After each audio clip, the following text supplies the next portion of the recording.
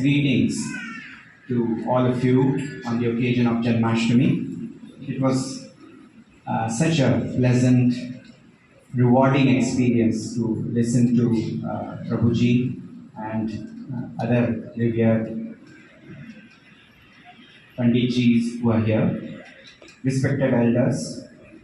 In fact, something which struck me the most was the very, I would say, touching remarks made by one of our Prabhuji's disciples about how Lord Krishna arrived. Lord Krishna arrived in midnight in the midst of torrential rain. And of course, he also mentioned that when president or people like high commissioners have to come, there has to be some kind of an order. And I don't know whether he meant to say that, well, High Commissioner only arrived and everything was in order. I don't take it that way. But what I also wanted to mention is a very famous shloka from Bhagavad Gita.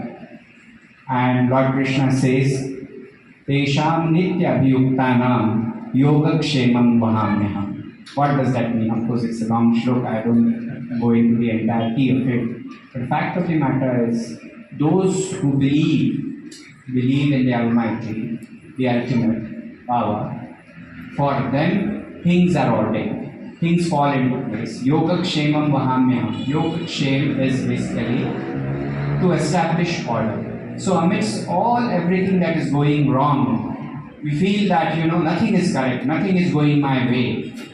Why things are so disordered? Will there be some divine intervention? And then God says that the power to bring that order is also vested in you. So you have to make that effort. Once you make a small effort, then the God will take care of it. In physics, there is a pulley principle. Many of you who are from scientific discipline, you would know. What normally is done, there is a small wheel and there is a big wheel. If you try to move the big wheel on its own, it will not move. But then there are small wheels which are interconnected.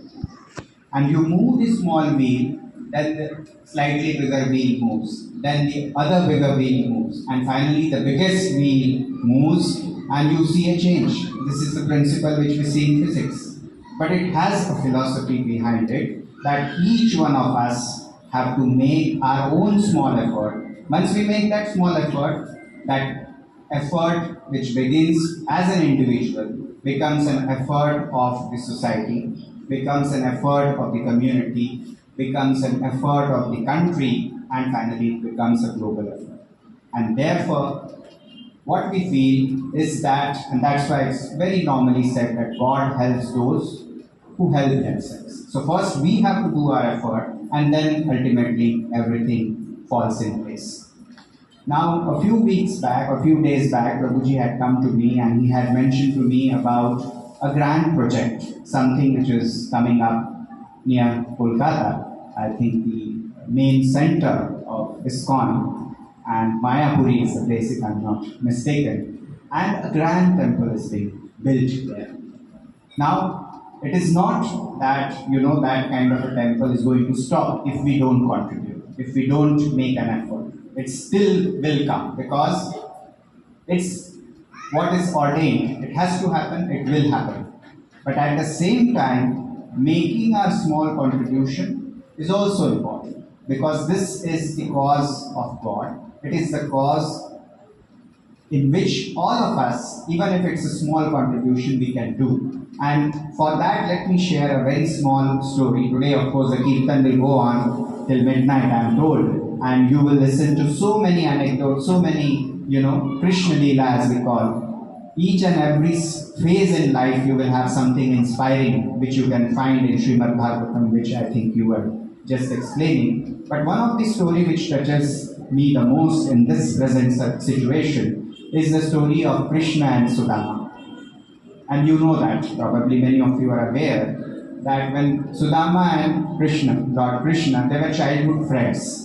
Krishna was, of course, destined to become the king, the Lord himself, manifestation of the divine. And Sudama was a very poor, he had nothing, no material possession. So when he came to know that my childhood friend has become a king, he thought for many days whether I should go and meet him. He thought maybe he will not recognize me, or if I stand beside him, he will think, others will think, what kind of friend this king of ours has. So he hesitated. But finally, then his wife persuaded him that yes, you should go and see your friend. What is wrong in that? The worst that can happen is he will disown you. His guards will not allow you to come and meet him.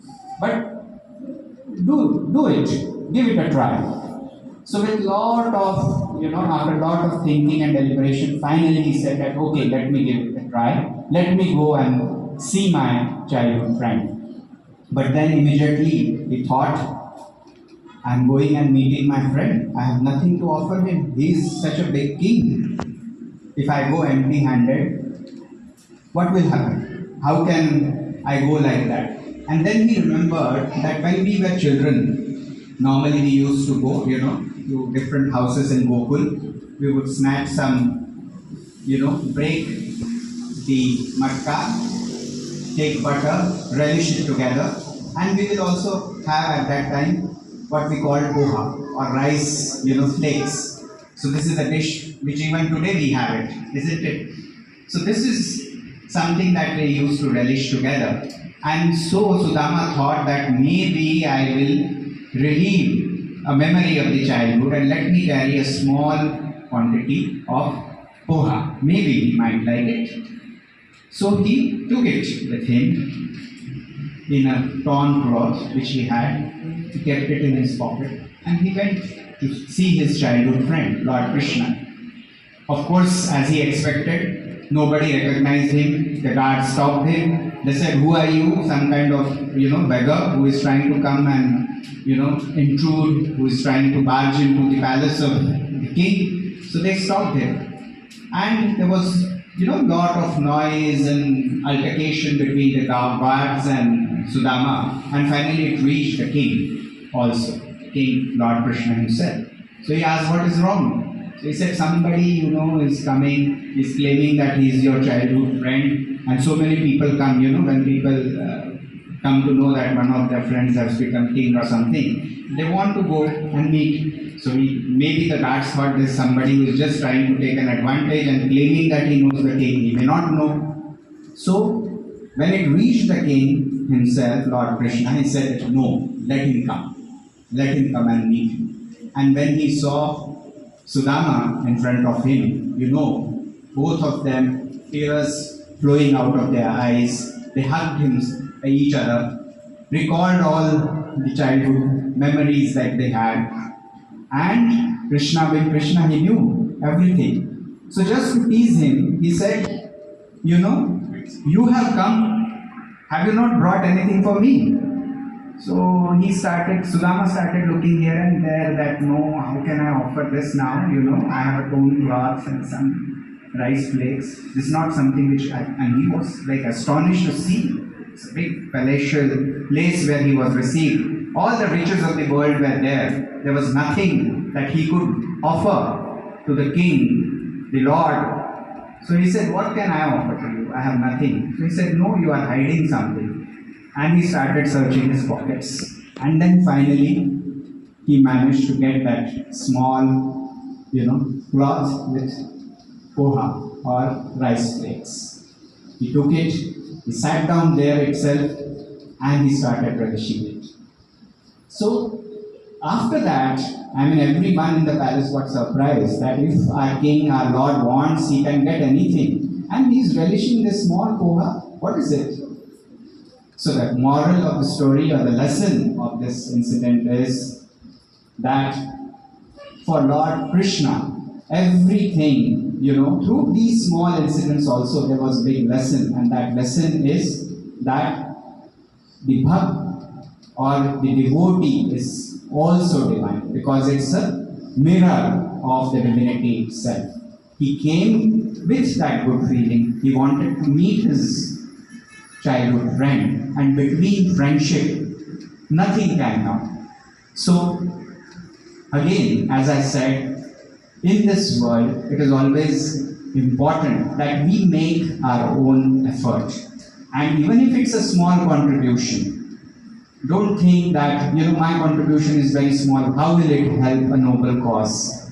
Even a small contribution can make a big difference. Every small contribution to a noble cause is in itself service to divinity, and that is why, if Lord Prabhuji permits, I think we should mention about what your project is all about. I'm sure you have mentioned to everyone, and I would also mention that whatever it may be in your personal capacity, you can contribute to it. I think it is in the service of God. Before ending, let me also mention, because today is the day, and as I mentioned to Prabhuji last time also, they should never give the mic to politicians and diplomats, but he always invites me, and I always like to come. So, for whatever reason it may be, I always like to come. So I'm here. And if there is something that I can mention, that, these days we talk a lot about power, isn't it? Everyone talks about superpower, global power, everything, military power. So every country has something or the other, and always there is this mention about somebody powerful. The powerful rules those who are not powerful. And therefore a question comes that if we look at all the different countries in the world, what is so special? What is something that we in India, or people who have their origin, ancestry coming from India, what we can claim as our own, what we can offer? I don't want to demean it by calling it power, but there is something which is very, very important, and that is our heritage, our Hindu heritage. And in that again, now the question will come that everyone will say, what is so special? It is just like any other religion, isn't it? There are so many religions in the world, and this is one of it. So what is so special about your religion? What is so special that makes you feel that you have something special to offer? And in that again, I would like to tell you that there is something which is very special that we call Adhyatma. Now this is a very special word. It has two parts, Adhi and Atma. Adhi is authority. So when we talk about authority or power, we always look at it that I am going to exert my power, I am going to show my authority on others. So I have big weapons, I will control someone. I have more money, I will control someone. I have more resources, I will control everything. But whereas in Adhyatma, what does that mean?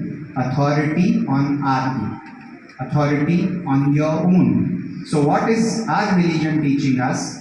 First, you have authority or control on your own. Once you have that control, everything falls in place. So the order comes once you start controlling yourself. And therefore, everything that we do, yoga, meditation, kirtan. What is kirtan? In kirtan, basically, we are praising the Lord. We say that we are nothing. We are because of you. So this is basically the teaching of our religion. This is the teaching of Hinduism, that control, or first try to control your thoughts, your values, and through that spread the divine message everywhere else.